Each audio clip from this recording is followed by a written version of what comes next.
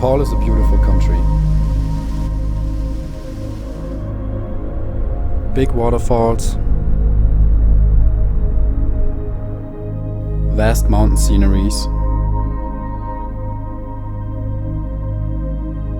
and great people.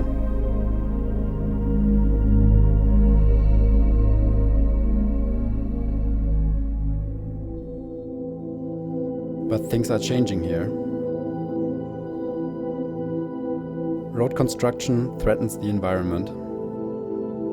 Hydroelectric power plants alter whole valleys forever.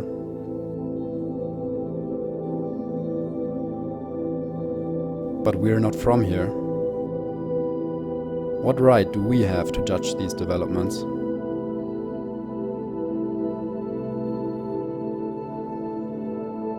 So we asked Ram Kumar, a local lodge owner from the village of Nakdi, for his opinion.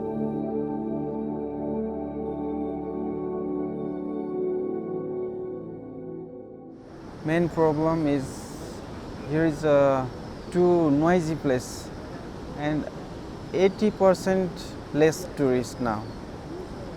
Everything dirty place, not natural place.